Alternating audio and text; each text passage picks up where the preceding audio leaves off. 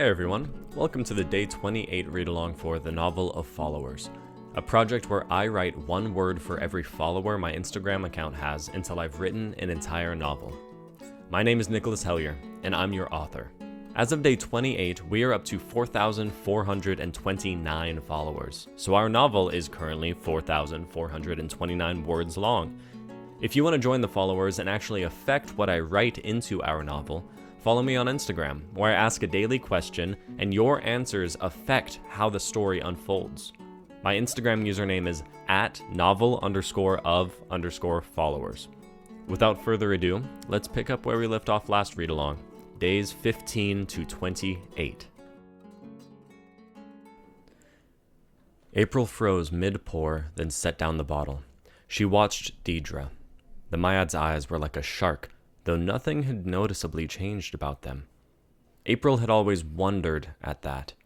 Myads could shift their entire being to match a physical shape or person. Could they subtly change their presence in ways unknowable to human perception? Could Deidre shift some portion of her eyes to hold their natural look, but carry the bloodlust and fervor of a shark nearing a bleeding victim? We've been open 136 years. Never in that time have we had a breach, April said. Never is a funny word to describe time.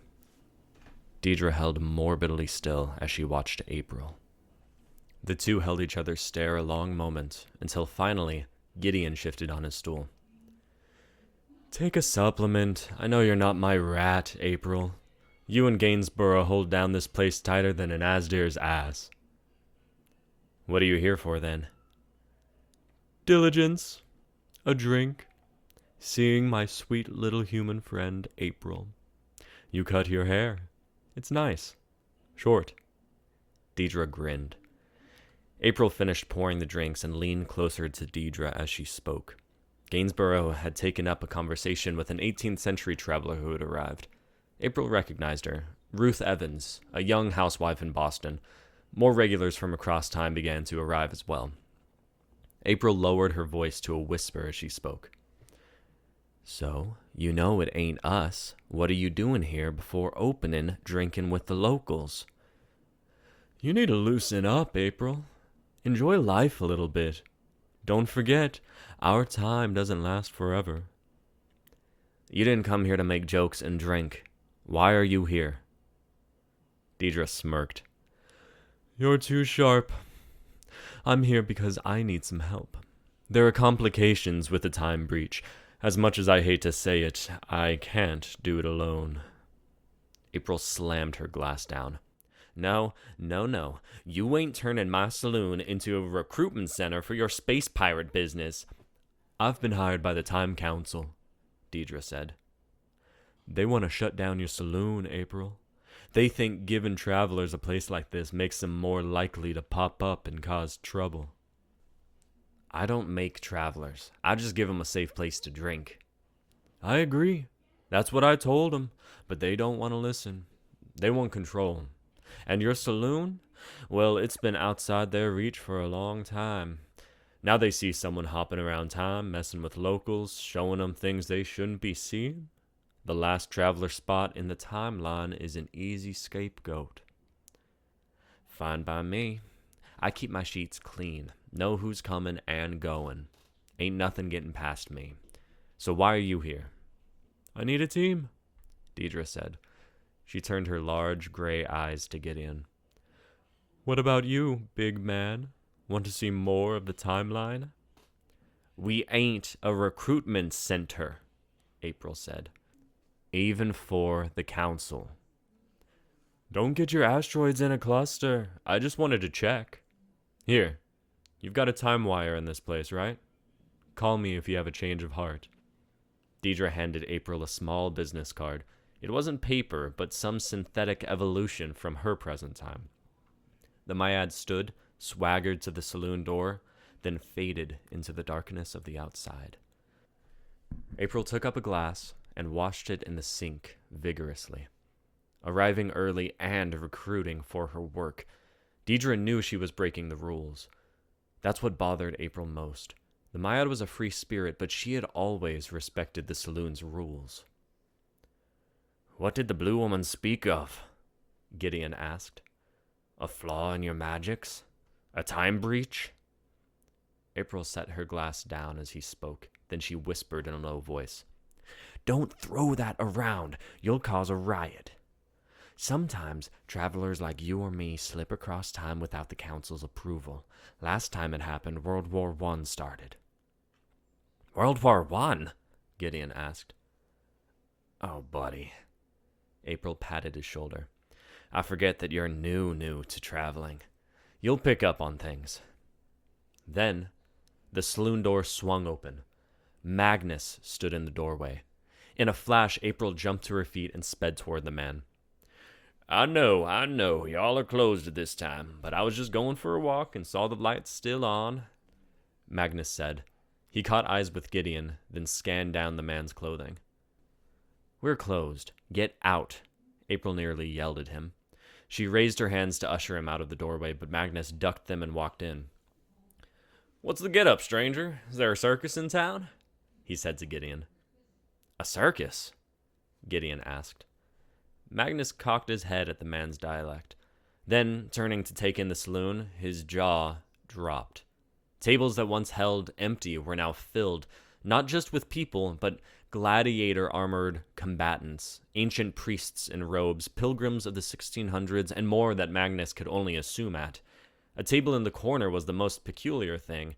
There sat three shapes, humanoid but inhuman, with bright green skin and 3 eyes apiece. One of these creatures sat on 2 stools stacked together. The being was only a foot tall by Magnus's guess. You need to leave. April approached Magnus and whispered, Don't make a scene, just leave. Well, I'll be, Magnus said in a near shout. No wonder you were herding us out of here. I get it now. April clenched her jaw. Time locals who learned of traveling were disposed of, a law set by the council. Her hands wouldn't be dirty. She'd just need to fill out a form for the council. They'd do the rest. They enjoyed dealing punishment for their laws.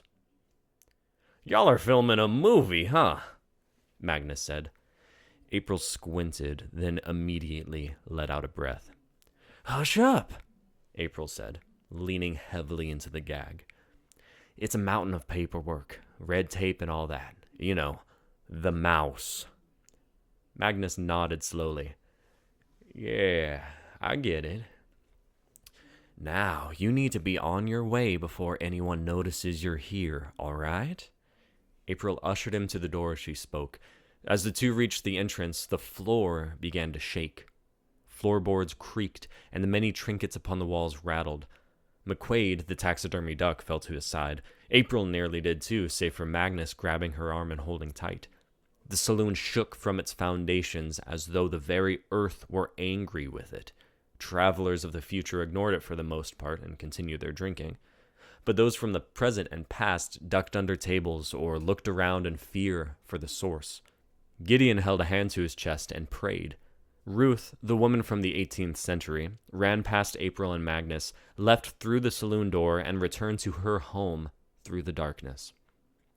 Shaking became quaking, swelling into a crescendo of noise. Lights flickered, and Gainsborough yelled to April something she couldn't hear.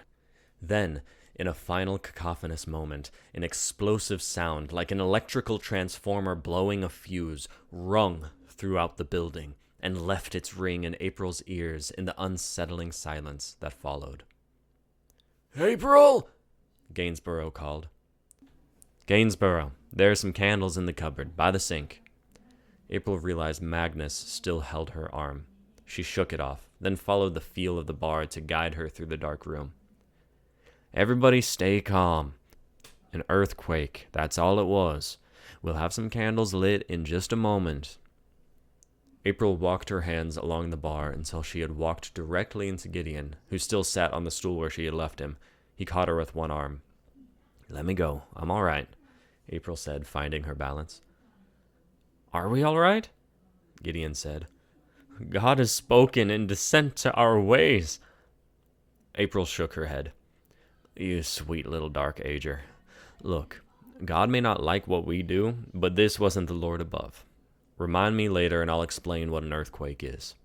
Gainsborough distributed candles, and in a few short moments, each table was lit by its own candlestick. Most had shaken the nerves off and found their drinking and conversation again. I'm going to check the basement. Hopefully it's just our fuses blew and not the grid, April said, as she took up a flashlight. I'll come along, Magnus said.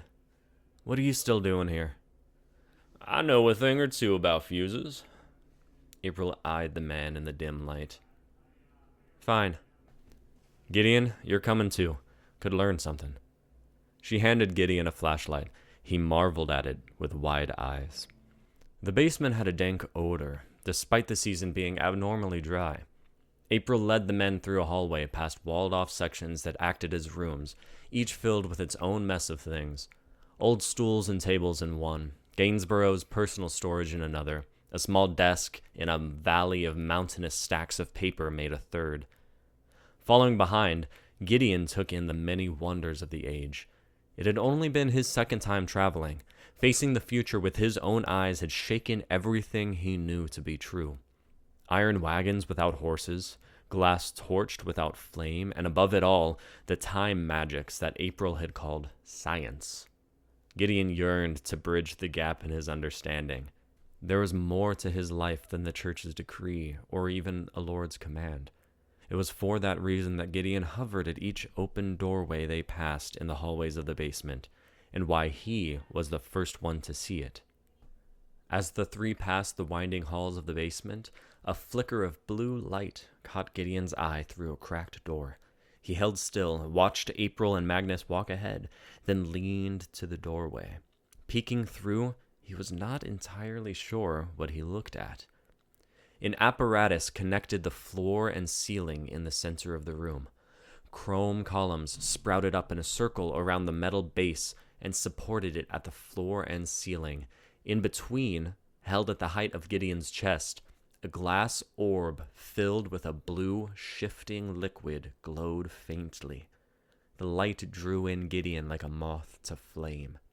With a soft push, he opened the door and stepped into the room quietly, his eyes clinging to the blue light.